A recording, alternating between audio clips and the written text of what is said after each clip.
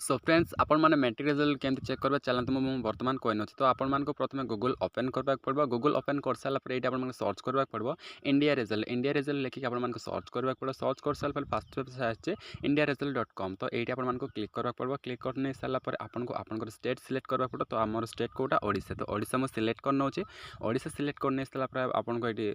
6टा option देखिए तो ये लिखाई second option board of secondary education तो ये board of secondary education Odisha आपण मानक क्लिक करबा पड़ो तो चल मुझे क्लिक कर नौची क्लिक कर नहीं सारा पर एमती एड किसी आसो तो एड को आपने कट करने